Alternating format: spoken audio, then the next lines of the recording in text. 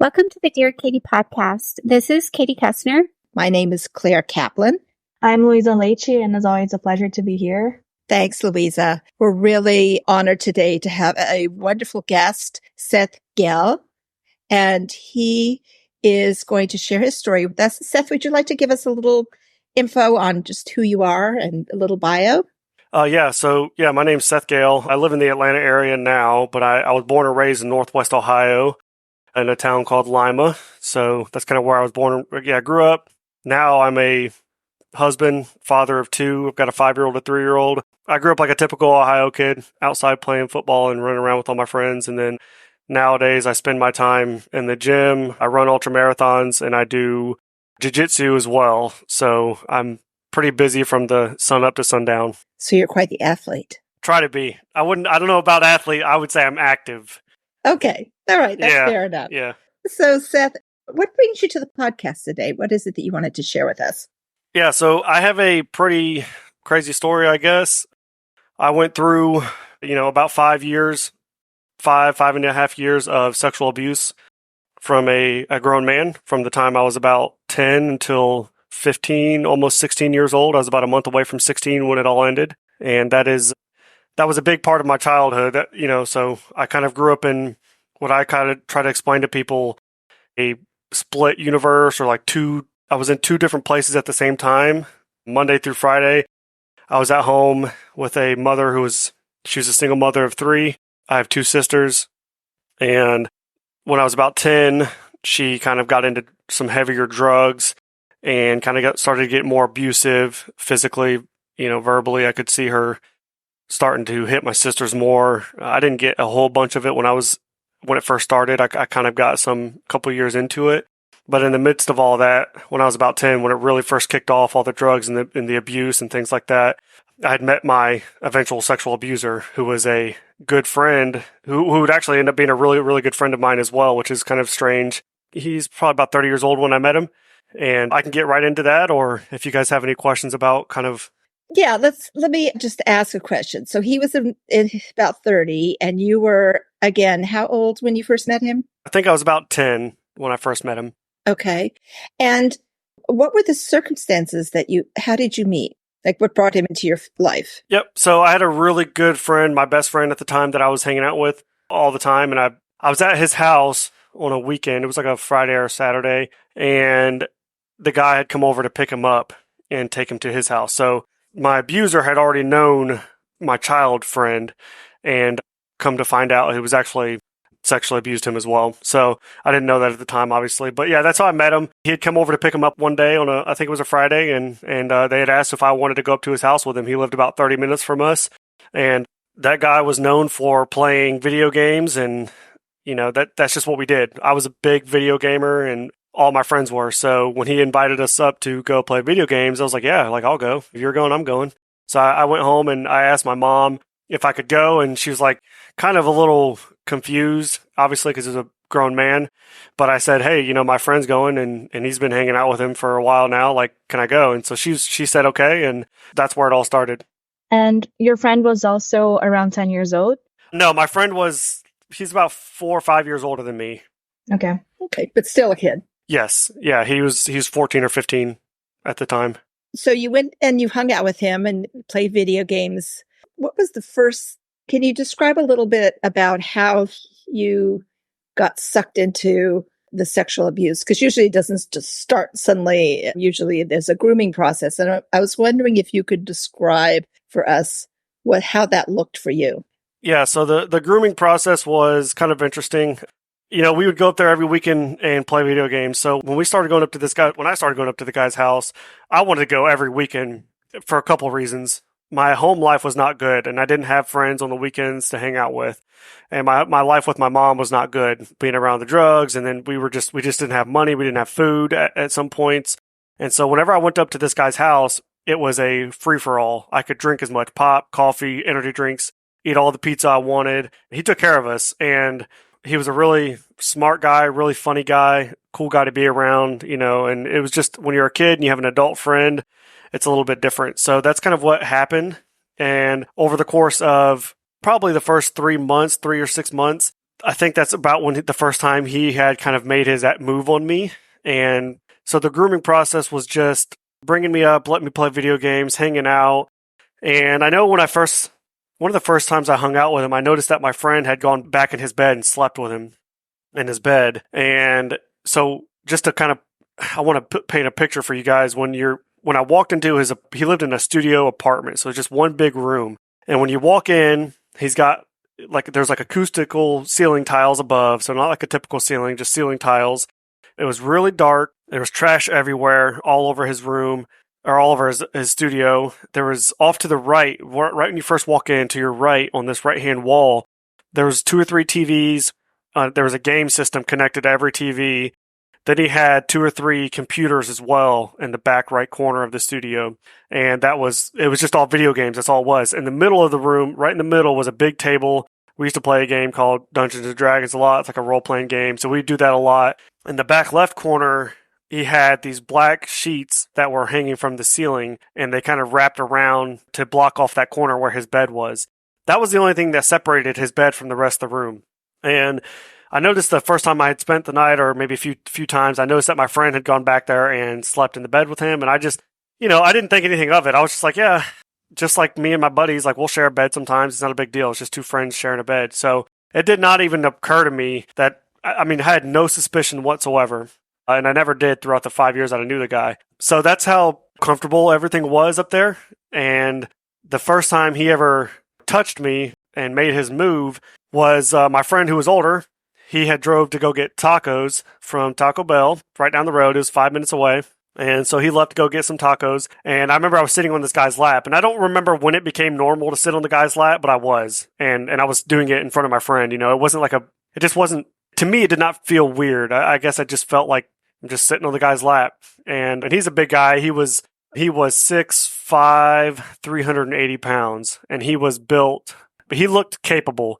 So I know when you think of somebody who's almost 400 pounds, you probably think of this guy who's just maybe looks sloppy, but he looked like a capable human being. I'll just put it like that. If he wanted to do some damage or move his body, he definitely could. But I was sitting on his lap, and, he had his hand on my hip, and his hand drops off my hip and touches my butt, and he apologizes. And I took it as 2 guys passing in a hallway and you bump each other. Oh, my bad, man. And that's all it was. And I was like, yeah. No worries. And he's like, oh, so it's okay if I put my hand here? And right when he did that, I was just like, sure. And when he did that, he had put his hand on my butt. And right there at that moment, a lot of people asked me, did I know it was wrong? And I absolutely knew it was wrong. I was a very situationally aware kid. Growing up how I had grown up, I was very aware of what was going on around me, what was right, what was wrong. And you had to be, because of a lot of things. You had to protect yourself. I didn't want to get in a fight with people. I didn't want, growing up, walking to school, you had to pay attention, because if the kids across the street wanted to fight you, they acted a certain way. They had a certain body language. So that's how I was just very situationally aware, and I still am today. So when he touched me and he put his hand on my butt, I was like, okay, here we go. So at this point, I was kind of going through some crazy stuff at home, and so I was just kind of whatever, it's not a big deal. I'll get through this. And that would end up leading to years and years of just consistent acts, right? So my friend comes back, and then, whatever, we go on about our thing. And I would consistently end up going to this guy's house. And every single weekend, there's 52 weekends in a year. And I think I probably went, on average, probably close to 40 to 45 weekends at his house every year for over 5 years. How, when you say you were very aware it was wrong, and you kind of sounds like you kind of pushed aside, which is very typical, it's not a big deal, right? Because it's not like he's doing anything. But at the same time, at what point did you at any point feel like you wanted to discuss it with anyone? Or, how quickly did things escalate to be more explicitly sexual? Yeah, I didn't want to say anything. And I didn't really care. At the time when it first started happening, I didn't really care that it just didn't bother me. I was like, yeah, whatever. Whatever. It just wasn't a big deal. I would say the first time it bothered me, really when it started getting escalated, which was probably, so that was, I think that was maybe 3 months in is when he first touched me. Okay. And then over the next 3 to 6 months is when, every time I would go up there, it'd get a little bit farther. So then it became just normal for him to have me on his lap and him just touching my butt, having his hand on my butt. And then it would turn into like him kind of pulling my hand towards him to make me grab like his penis.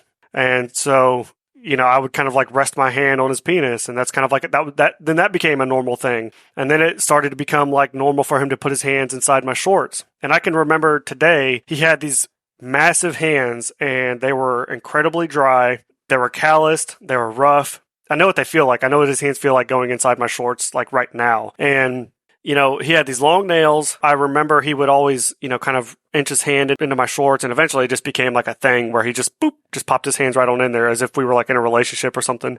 And, I can remember he would grab my butt and try to stick his finger inside of me. And so I remember what his rough fingers feel like. I remember what his nails feel like in my shorts. And so that was what kind of happened. And then, like I said, every weekend I'd go up there, it would just escalate. So then I started sleeping in the bed with him. And when I'd go back there and sleep in the bed with him, it was what would feel like an eternity every single time. But he would just be back there, and he would kind of talk to me about how bad his life was and how much he loved me and how much he cared about me. And of course, I would reciprocate these things because my life did suck at the time at home as well. And so I would reciprocate those kind of same feelings. And then I would tell him, things that, like I loved him and that I cared about him. And I was like 10 years old, 11 years old, expressing these emotions to a grown man in his bed. And it just felt like that's when things really, really started to bother me, because it wasn't fun. Like, I wasn't playing video games. I wasn't watching movies or doing the fun things. I was like almost doing this like obligation of like going to a job that you hate. That's kind of what it was like back there. And, so then he eventually, the thing that really set me off was, I think I was probably 12 or 13, and it had been going on for a couple of years at this point. And he started to make comments about like me going through puberty, where, things start to change, you're starting to grow, and hair and things like that. And that's kind of like unnerving. It's kind of like disgusting. And then the oral sex, he would start to perform that on me. And the first time I had an orgasm was with him. And I'll never forget that night. I was laying there in his bed, and he was doing his thing, and he gave me an orgasm, and he looked up at me, and, I was looking down at this grown man, and he was happy. Like, he was smiling, and he was, just like, did you enjoy that? And I'm sitting here thinking to myself, like, what the hell is going on? That's when things really, really got dark. And that was really hard for me to comprehend, because I knew that I wasn't gay, and I knew that I wasn't attracted to him. But the human body, when it's aroused, and there's, that's a hard thing to understand. But as a young man, so that's when things really started to get dark for me, was when the oral sex was like a weekend thing, a weekend event. And every time he would do something to me, whether it was touch me or perform oral sex, I was expected to reciprocate that to him, just like you would in any, I say that just like you would, but somebody like that would expect out of a situation, So then he would guilt trip me, and I would kind of perform acts on him, whether it was just with my hands, and then eventually would lead to him convincing me to perform oral sex on him. And, I just interviewed the police officer who handled my case like 13, 14 years ago. I actually forgot about some of these details, so I'm glad I got to interview him, because it kind of brought back some of these things and made me remember it to put in my book. But one of the details that I had told the police officer was at some point I was performing oral sex on the guy or doing something to that effect, and the man had ejaculated, and it got on my face. And, I was like 12 at the time, 12 or 13. And so that's already disturbing enough. And then he looked down at me, and he laughed at me, and he said, "Oh, that was crucial." And he, cleaned up my face. And he would make that comment to me about anything. So we'd be out in public at a friend's house or whatever, and something happened. He would say, "Oh, that was crucial." And it was like his little like jab at me, of like, haha, gotcha. And so, yeah, that's when things got pretty rough. I was about 12 or 13, and that was just a weekend occurrence, like every single weekend. And I can't stress that enough, because over the course of 5.5 years, we're probably talking close to 300 or 400 occasions of this happening. Yeah, so he lured you into the situation, and it reminds me of like the Lost Boys and Peter Pan. So it's this ideal man paradise with video games and Dungeons and Dragons, and then suddenly you're in it for something you didn't want at all, but you did feel safe there in the beginning. And I was wondering, what was the moment that you stopped feeling safe, or if his presence was still comfortable outside of that moment? How was that dynamic when the bad stuff, the sexual stuff wasn't happening?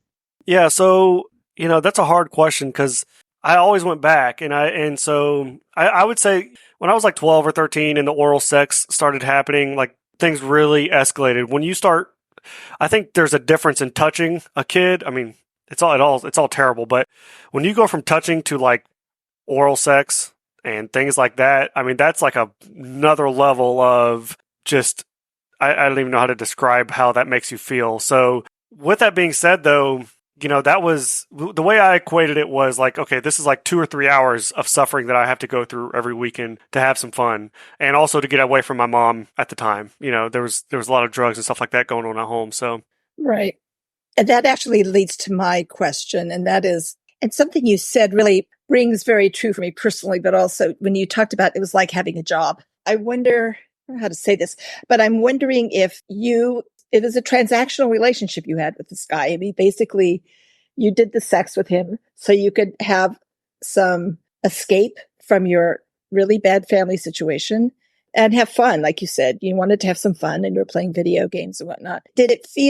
How did you feel as the weekend or whatever time you were going, when it started to approach? Do you recall how you felt when it was getting close, if you know what I mean, when you knew you were going to be going over there? Oh, you're talking about like Thursday, Friday? Yeah, like okay. And you want to go to have fun, but you also know there's this price you have to pay.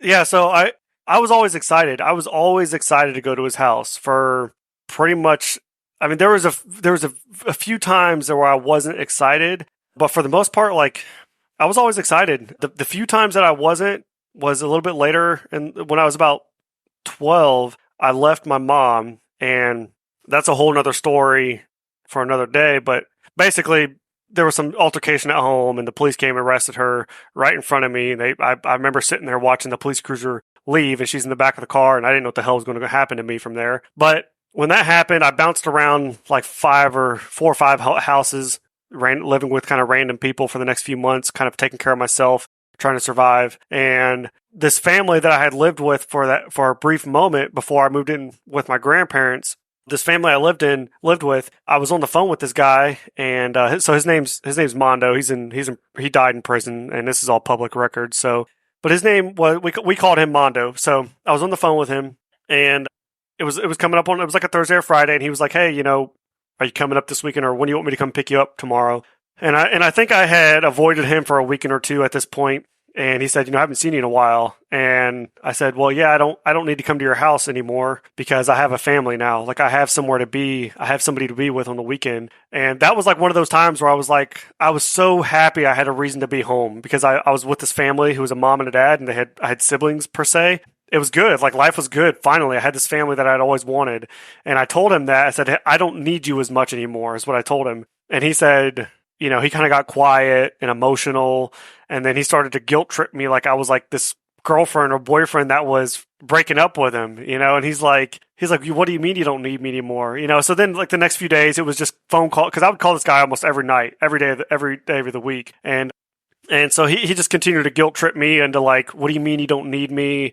And that really hurt. So then I was like, okay, well, let me go up there. And he would always threaten to like kill himself and things like that. If I wasn't in his life, I was the only reason he had to live. I mean, it would go as far as like him singing songs to me in the car, or he had albums that were like dedicated, like songs that he would play that would express his feelings to me. And it's kind of, I laugh about it now. It's kind of like corny, and it's like a boy who's trying so hard to impress a girl, so he just plays these songs out in front of her house. Like that's kind of how it felt. And looking back on it, that's what it looks like. So yeah, that was one of those times where I was like, oh man, I really don't want to go because I want to be here with my family and friends. But I still would end up going, and he would guilt trip me, and I would just lay in his bed for hours. Like that's when it was really hard, when I was, like I said, when the oral sex and moving out of my mom's house, and that's when things were getting tough. And what's crazy about that is that when I lived with that family too, he knew that family very well, and they had a son who was younger than me, who was another one of my friends. and he's part of the story I'll get into later. But when Mondo would come over, we'd go over to that person's house, that family's house. We had been over there multiple times, and they were good friends. Like, we all knew each other. They knew Mondo, I knew Mondo, blah, blah, blah. We were all friends. And he would talk about, oh, yeah, I'm going to go back to the apartment tonight. And he would say, I'm going to go back there and fuck Seth. Or I'm going to go back there and Seth's going to give me head tonight. And he would joke about it with this openly with these people. And we would all just like, ha, ha, ha, that's funny. And just kind of move on. No, and yeah, so I'll tell you one more thing and I'll let you ask a question. But what's even more bizarre about this is that I would spend Thanksgiving, Christmases, any holiday, like any family holiday, I would go to his family's holidays, and he had sisters that were his age that were married with children. He had his mom, and I would go to their family events with them every year, and they just looked at it like their brother's bringing this 10-year-old boy, this 11-year-old boy, 12, 13-year-old boy to all these events. And nobody ever said anything. Nobody was ever like, people had said things, and I always defended the guy. And obviously he defended himself to probably anybody who said anything to him. But I always defended him because I was jacked up in the head at that point. And I was, that's just how it is. And so I always defended him, but nobody ever put their foot down and was like, no, we're not doing this. We're not doing this, So yeah, it was bad. So Seth, there's the idea of silence is so important in your story, because here you have people can just pretend they don't know what's going on, right? It's like, I don't want to know what's happening, so I'll pretend it's not happening. And then you have the silence. And that teaches a kid that they have to be silent too, because the people who should have stepped in for you just didn't do it, right? So when your mom was arrested, did social services step in at all, or they just sort of left you on your own? Yeah, from what I've heard, the social services like platform and whatever, they are very restricted, especially in the United States. In other countries, it's easier to save kids because there's no rules. But in the United States, we are granted enough freedom to be able to do things behind closed doors. Even if you know without the shadow of a doubt that something's happening, you just can't do anything. And so I had, as long as I can remember, CPS, Child Protective Services, would come in and interview us. They'd interview me and my sisters about what was going on at home. Even before I met this guy, they'd come in and interview us because we had displayed behaviors that, were just not typical. So they would come in and interview us, and we'd always tell them, it's none of your business. What happens in our house stays in our house, because that's what my mom would tell us. And so I attribute a lot of like my ability to hide everything was from that, because this was back when like smoking weed was really bad, and like if you were smoking weed, you were just the devil. And so my mom would smoke weed, and so we just wouldn't tell anybody, obviously. And so then when it led to me getting abused by this guy, it was just like, it's none of your business. Like, no, nothing's happening. Like, leave me alone. So whenever anybody would talk to us, that's what would happen. Now, the day that my mom got arrested, I have no idea what happened and how we didn't end up. I don't even know. I can't even comprehend that, because I just, that's a whole nother story. That would take me another hour to explain that day. So that's just, Yeah, I was just thinking, you can't just leave a kid. They got to put you in foster care or something, even if it's temporary. It just, until they can, it just boggles my mind. But our social work system, our child protective services system, although it's controlled locally, is broken everywhere. So. And your sisters too, did they go to that other house with you too, or they were older? What was the situation? No, they stayed at home every weekend. They were like around my mom a lot. But after you got the family that you actually felt like a family with, were they there too? I don't know. Actually, at that point they had ended up at my grandparents' house, and my grandparents would come and pick me up, and this is a whole nother story, but they had the best chance of adopting me. And I don't know how my grandparents found me, because I wasn't even trying to contact them at the time, but they came and picked me up around Christmas, and they would eventually adopt me when I was about 13. That's when everything kind of cleared through. But my sisters, they moved back in with my mom about a month or two after my grandparents picked us up. And I don't know where they got my sisters from. Like, I don't know any of that. I don't remember any of that anyways, but yeah. So this thing went on for 5.5 years.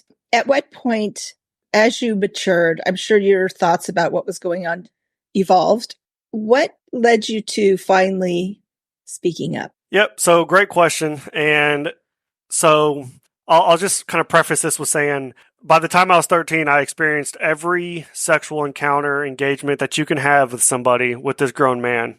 And at this point, between my mom in my home situation, and I didn't have a father in my life, and dealing with this guy who was sexually abusing me every weekend. I was heavily suicidal, but like to the point of like I just thought about it all the time. I just every single day, and I did that for the next until I was probably about 24, 25. I just thought about suicide every single day of my life, and so much so that it was just a normal thought. Like you wake up and you get a drink of water when you first wake up out of bed because you're thirsty.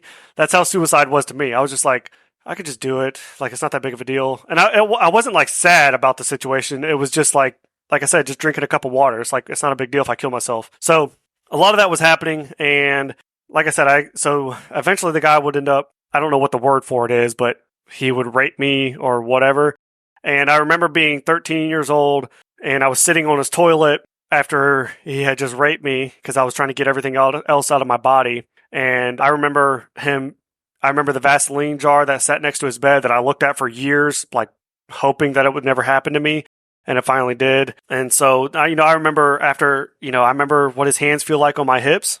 He had these, like I said, these massive hands holding my tiny little body down. And, it wasn't like this like forceful, like brutal rape. It was as gentle as it could be.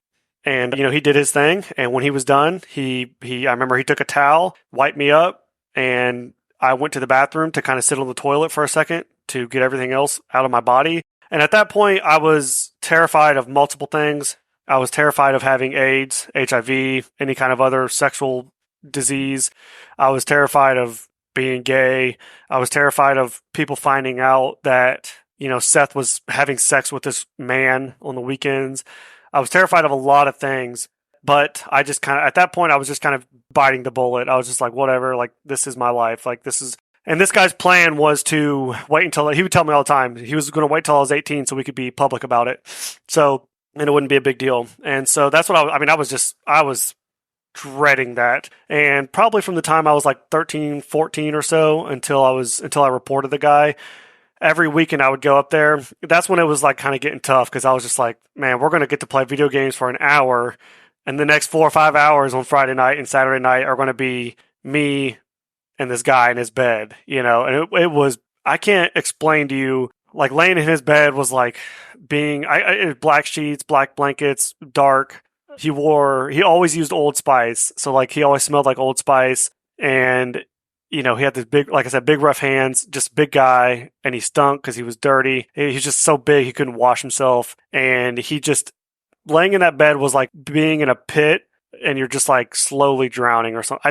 It was like trying to keep my head above water the whole time. It was just very hard to describe. So that's a very good description, Seth. I think you described it really well, and it sounds horrific. And I'm so sorry. I mean, I feel like my heart goes out to you because this is the kind of thing, and I've heard these stories before, that what you experienced is reflected in so many stories, and why we have a culture that doesn't give children the space to tell their truths about what's really going on. Yeah. So, it was tough. And so what happened with when it all ended, right? So the family that I had lived with that was going to try to adopt me so I wouldn't have to go back to my mom's house, that was the first time I'd been part of an actual family. Their younger son was up there on a weekend with us. And this is a crazy story. And I was playing a video game on the computer, and I noticed that my friend, Mondo had started making jokes about this kid. And he started making jokes about like, I'm going to fuck so-and-so tonight. And when he started doing that, I was like, really? Like right in front of me? You're going to do the same thing you just did to me, to this kid right in front of me? And I thought he was like very, like the audacity is kind of what I thought, like really, like you're going to, almost like cheating on your wife right in front of your wife. I didn't feel like he was cheating, but I was just like, I know your game. I know what you're doing. So I was playing a video game.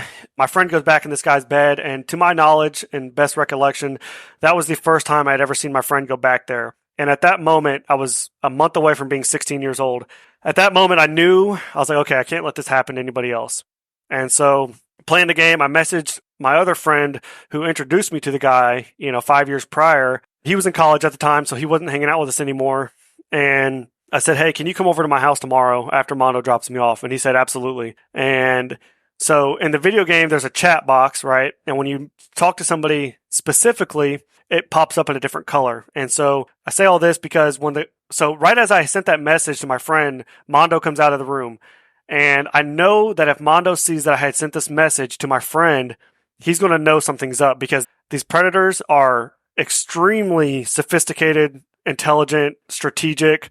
Then they have to be. And if you're going to, think about it, if you're going to rape kids or molest kids for years upon years, you've got to be good at it. And you got to be smart about these things, as bad as that sounds, but it's just true. And so he comes out, and I knew that if he saw the message that he would know something was up. And I think you said earlier, like, when did I feel like something was off? Well, this was the night that I thought I was going to die, because I am convinced that he saw that message. I tried to scroll up in the chat real quick so he wouldn't see it, but I'm convinced he saw it because he was just off the rest of the night. And this is a big man, very capable, like I said. And so I was like looking at the door the whole night. I'm just like, man, if this guy makes a move or if he does something where I can't see him, I've got to go. I've got to run. And that's what I thought about for the rest of that night. I thought he was going to kill me. And truthfully, I was so terrified. So I, whatever, we'll make it to the next day. He takes me home. He takes me and my buddy home, and he drops me off first. And so after he drops me off, my other friend who agreed to shows up. And we kind of walk around for a little while, and we're talking to my grandparents, laughing and joking. Then we go back to my room, and I tell my buddy, I said, hey, man, I got to tell you something. And, the whole fear of rejection thing is so, so real. It is. And so this guy, before I get into this part of reporting him, this guy, very haunting detail as well, is that he ran a haunted house every Halloween in this small town of Bluffton, Ohio. Bluffton, Ohio's got about 4,000 people in it. So he ran this haunted house every year on Main Street at his mom's house on her front porch. And I participated in it. I would help scare the kids. And this small town of 4,000 people, this man who was 6'5", 380 pounds, would sit at the end of the line, and every kid that would come through that haunted house, he would give him candy. So I have no idea how many victims he had. I know that he had me, and I know that he had one other. But there's no telling before me, or had I not said something afterwards based on what he was doing in this tiny little town, which is really crazy. So the whole fear of rejection thing is just very real. The whole time this was happening, like, nobody's going to believe me. Everybody loves him. He's a nice guy. He's funny. So I'm in my room, and I look at my friend, and I said, look, man, I got to tell you something. Like, I don't know how to say this, da-da-da-da-da. And I can't say it. So my friend looks at me and he goes, Mondo touched you, didn't he? And I said, I just fell apart. I remember falling to the floor. I had a hardwood floor in my bedroom, and I remember falling down, and I was weak. I couldn't move my body. Like, my body was completely limp on the floor, and I was cold. And I felt like, once again, I was melting into the ground. Like, I had nothing left in me at that point. And the next thing he says is, he did it to me too. And I looked at this kid, my best friend, as a hero. He had been my hero for the last 6 years that I had really been around him a lot. I mean, if you think about the most manly father figure or brother type figure in your life, they are untouchable. You can't hurt them, right? That's just who that person is to you. And that's who he was to me. And so when he said, well, he touched me too, he did it to me too, I turned and looked at him and I was like, you got to be kidding me. Like, this is not real. Because I was expecting rejection. And so to hear, like, me too, I was like, no way. So I stand up and he's like, what do you want to do? He's like, I'll follow your lead. And might sound weird to other people, but, reporting or making an official report is not always the best answer. There's a few routes you can take. So he looks at me and he says, what do you want to do? We can report him or we can keep it a secret. Like, whatever you want to do, man. Like, this is up to you. And I said, bro, we got to get him. Like, we got to report him. I'm not going to let this happen because, like I said a minute ago, he was grooming my friend, my younger friend. And I was like, I cannot let this happen to somebody else. Like, what I just went through for the last 5 years, I'm not going to let that happen to somebody else. So he's like, okay, let's do it. And so we go out, we tell my grandparents. And at this point, my grandma, she's passed away, unfortunately, now, but she was really hurt because I had also been molested when I was about 5 or 6. And she knew about that, and she tried to save us then, and she couldn't because, once again, CPS they kind of had their hands tied. And so she knew that I'd already been molested, and I had defended this guy coming into our house for years, picking me up from my grandparents. I mean, for 3.5 years at this point with my grandparents. So when we get out there, my friend says, because I couldn't speak again, my friend says, it's Mondo. My grandma knows immediately. She just falls apart. And I can hear her crying today. And I go over and I give her a hug. And I'm just like, I'm so sorry. I was aware, like, I knew it wasn't my fault. I didn't blame myself for anything, but I just apologized that she was going through that again with me. And so we call the police, and then we go to the hospital. And really cool detail, or proud detail, or however you want to put it, so he had molested me that weekend. And I made sure to not take a shower on that Saturday and that Sunday that I had been walking around with his DNA on my body, because I knew, looking back on it now, I'm like, I don't know how the hell, I don't know how I thought about that, but I just knew that I had to get his ass. And so I go home, and I'd been walking around with I never took off my clothes, nothing. I just kept everything on, never took off my underwear. And we get to the hospital, and they're like, okay, well, how are we going to prove this? And I said, I've got everything on. I was like, you can test me. I know his DNA is on my body. And because if he had abused me that weekend. And so, they run the DNA test, and I remember them telling me, I don't know where all they found his DNA at, but I know that they were very proud of me. And they had come in there and told me, like, you should be so proud of yourself because, you got him, especially because of this. And so, yeah, so they came back, and they found his DNA on a few places in my body. And the police officer who came in there that day, like I said earlier in this podcast, I went up and interviewed him in Ohio last weekend or 2 weekends ago. And my hometown newspaper just put an article out on it as well.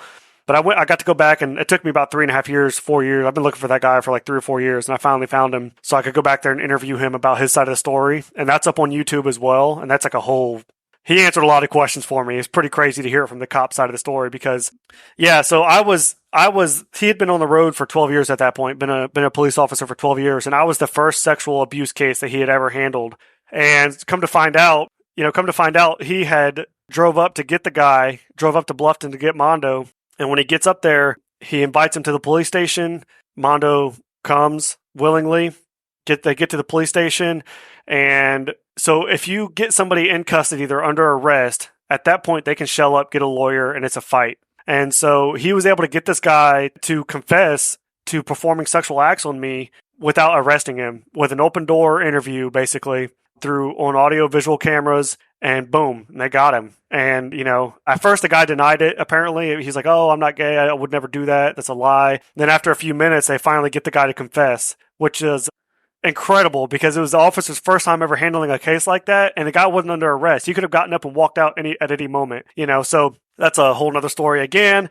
But yeah, so the guy, he would eventually admit and plead guilty in court to get a reduced sentence. I just found out that I just read his plea or his request for parole statement. I just read that for the first time the other day. And, he kind of talks about understanding the shame and guilt and things like that. And that was in 2019 when he requested parole. And so today he would be free and walking this world to do whatever the hell he wanted to do had he not suddenly died in 2019. He died in 2019 in prison. I'm trying to find out as much detail as I can about the whole thing so I can put it all in my book. Yeah, so that I thankfully I reported the guy because he was going to attack the next kid, and I put an end to what could have been years of abuse. That's extremely impressive and heroic of you to go through that for days, multiple days without showering for this kid. And you did what was right. You got the guy, which is also incredible because we do hear, unfortunately, so many stories where there is no justice, and you made sure that wouldn't happen, that this guy would get arrested, and he did. So my profound gratitude for the world that people like you exist, even though when they're going through so much, and as young as you were, which is also insane. So thank you. I'm wondering, Seth, first of all, that you had a friend with you from the first second you were like working together on that probably made a big difference for you, would you say? And your friend who was also abused by him, did he participate in the prosecution? I don't know. I'm going to actually meet up with him in like 2 weeks. I have he's going to come down and visit, and he said he's never really been open to kind of talking about it, but he said that I am okay to interview him.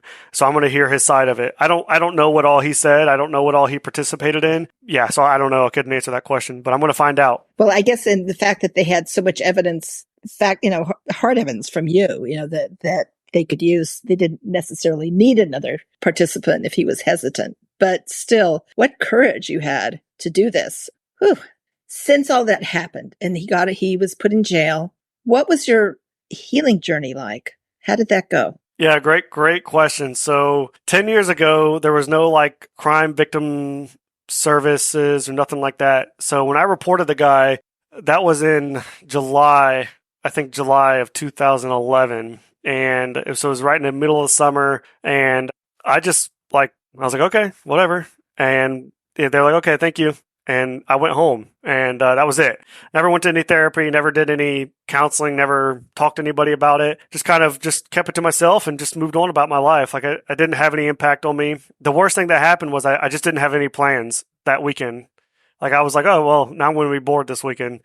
So that's like the level of healing that I went through per se. I get, I don't know. I just didn't heal. I didn't go through any formal process. Nowadays, there is a process for it all, but I'm not like a war hero. I didn't get a Medal of Honor. I didn't get a Bronze Star. I didn't get any of these things. I was just like, okay, go home. So even though you were involved in the criminal justice system, there were plenty of services for children, even then, that existed all over the country. But the fact that nobody, got you to some therapy or anything like that, you were still a minor. Yeah, I think I saw a therapist like once or twice, but it wasn't like, from what I've heard now, and this organization that I'm speaking for here in Georgia here in a few months, from what I've heard now, there's a lot more involvement. And I don't know if I was just like a naturally tough, resilient. I know I was tough and resilient, but like I don't know if it just seemed like I didn't need it. So they were just kind of like, whatever, he's fine. Or, I don't know. You would not know that this was happening to me. Anybody that's heard this or found out, they're blown away. And especially the people who know me now, because I'm this like physical bearded man who runs hundreds of miles and I compete in jiu-jitsu and I do all these like physical hard things. And so you would never expect it out of me, and you wouldn't expect it then. I was a very confident kid. You couldn't tell me anything. I was very confident. I was a straight A student. I was a not the typical kid for sure. That goes through these things. Huh. Yeah, but even, in fact, the fact that you were a straight A student, it just is an indication of your resilience, and you're able to mask a whole lot of stuff. People can just say, oh, well, he's fine, without really following up. And tell me, did you ever feel the need? Did you ever go through some kind of healing process, or was your involvement in physical work and your physical activity part of your healing process, or all of it? Yeah. So oddly enough, it all does come back. So I'll say for anybody who's listening, it will come back and get you eventually. So you need to conquer your giant. There's a giant that's in your life, whether it's a financial thing, marriage, abusive father, sexual abuse like mine. That is a giant that will come back and it will take its toll on you. Whether it didn't for me at 15, but when I was 23 or 24, 25, when I was getting out of the army, I watched the R. Kelly documentary. And the R. Kelly documentary, if you haven't seen it, is really crazy. And if I remember correctly, he was having sex with women when he was like 12 or 13 or 14 with like grown women. And it was like a normal thing because he was already kind of getting into stardom. And so that was like his sexual experiences with grown women. So when it came time that he was a grown man and he was still having sex with girls that were 16, 17, 18, 19, 20 or whatever, and he was doing the wrong thing, he obviously paid the price for it. I'm not defending him by any means, but what happened to him happens to so many people. And I could see that's what triggered it for me. I was like, when I watched that documentary, I was like, holy crap, like that's why I am the way I am. I was already married and had kids at that time, but it made me reflect on how I was after I reported the guy, because I was very sexually motivated with every girl that I ever hung out with. I just was like, I just wanted to have sex, and I never had sex with any of these girls that I was like really desiring or that I would hang out with, but I was certainly not like gentleman-like, I was very touchy and very kind of pressing, and I'm not proud of that at all. But what that was, it was from those years of like, I owed this guy something. When I hung out with these girls, I just thought that like, okay, like it's time to have sex. It's like, that's what we're going to do. Like, this is normal. So that's what really triggered it for me, was when I was about 23 or 24 and I watched that documentary, and I was getting out of the army and I was very suicidal at the time because of all these things. Plus I had just watched that. And so I was just like, man, I got to deal with this. So that documentary, I started reading books. I started listening to podcasts a lot more because when I hear other people talk about their problems and their stories, it helps me, which is the reason why I'm doing it now.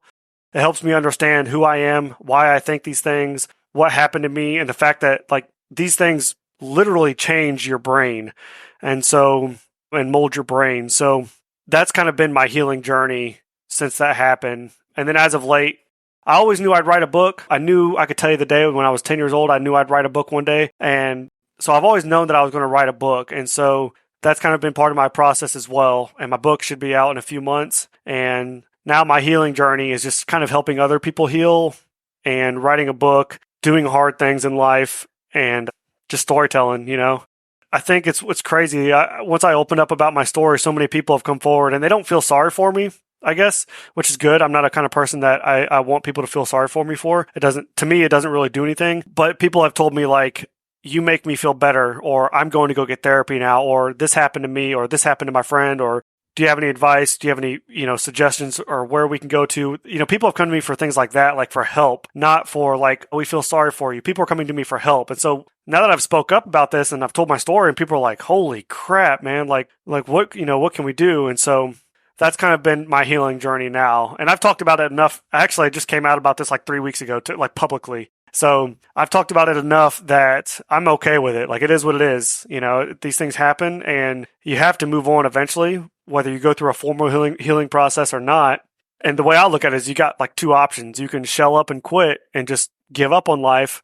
Or the way I look at it is I've been through the fire. There's nothing out there that can stop me at this point. I've already been through the worst things that you can go through as a child. So if I go run 100 miles, like that's nothing. If I go and get on a wrestling mat with somebody, that's nothing. If I go and start a new job or raise children or go and speak publicly in front of people about the worst things that have happened to me, that's nothing. I've already been through the fire. There's nothing that can stop me at this point. So that's how I look at it. Wow, that's very powerful. Luiza, do you have any additional comments or questions for Seth? No, that was very inspiring, Seth. I think our listeners will really benefit from all your wisdom and everything you shared here with us. And Seth, you commented on how you approached intimacy with women, when you were dating, etc. Or, I know teens don't even say dating nowadays, but thank you for that honesty, because I think that a lot of people don't understand how being a survivor can have an impact on you in ways that people don't expect. That you were basically trained to think this is just what happens, right? It's just part of the deal. And yeah. Well, I was going to say, I've listened to so many stories where, and this is a touchy subject because you don't want to, there's no absolutes here. So I'll say that. So if I say something that sounds a little off, I'm not speaking in absolutes, but what I did as a young man, I definitely, I never had sex with any of these girls. I never raped any of these girls, but I was not gentlemanlike, right? I was touching girls and, I was trying to convince them that like, hey, let's have sex. And I was so motivated by it. Like I was like convinced, like, this is what's supposed to happen. Like, why is this not happening? Like that's just how I was wired because of what had happened to me. And, I feel terrible. I feel so bad about those things that I had done because, and even though the girls were engaging in it, they would engage, they'd touch me too, and we'd be making out and doing all those things, but they just didn't want to have sex. And so, and I never pushed it. There were several times where girls would say like, hey, we're not going to do this. And I would just kind of back off. But even talking to my wife, she knows that like when we first met, I was very motivated, like about sex. And, there was some, I guess, evolvement that I'll say, or something like that in our sexual life, because it makes it hard to have sex or even just to be intimate, just pure intimacy. Like I have a problem with PDA, public display of affection. If I'm with my wife in public, I don't like to touch her. I don't like her to touch me. I don't like to kiss in public because I feel like I'm being watched. I feel like she wants me to kiss her. And so that takes me back to like being 12 years old and like, why don't you love me? Why don't you love me in public? And I've told her about these things and we're getting through it all and, we're doing great, but I can imagine on her end, it's very hard. She's like, why don't you want to hug me? And so when she says, why don't you want to hug me? All I'm thinking about is like, you don't know, like 15 years ago, like all I dealt with was the pressure of like loving this man. And so it just comes back and it is a freaking, that's why I say it's a giant. It is a giant, it's a mountain in your life. And if you don't knock it down, if you don't beat it, it is going to beat you. So my children will have those problems. My children's children will have those problems. So me addressing this giant and looking this giant in the face saying like, this is enough. It stops here. Like it stops here. No more. And that's what I'm doing with the healing. Wow. Well, Seth, this was a really amazing conversation. And I want to thank you again for sharing your story with us, because I do think that our listeners, it's a tough story to listen to, but I do believe our listeners will appreciate your honesty and your openness in sharing what happened, and perhaps find a way of healing for themselves if it's something that they need. Yeah. I appreciate you guys having me. And, if anybody wants to reach out, they're more than welcome to reach out.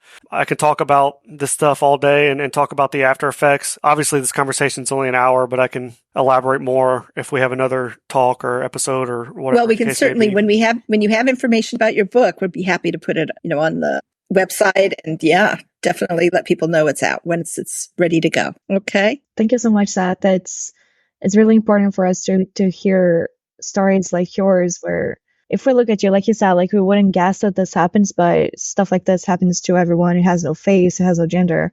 So it really means a lot. Thank you so much for talking to us. Thank you again. And so long, everyone. And stay tuned for the next Dear Katie podcast. Thank you for joining another episode of the Dear Katie podcast. We look forward to welcoming all of our survivors, supporters for another episode in the coming week. Please continue to take good care of yourself. Together, we will shatter the silence and end the violence.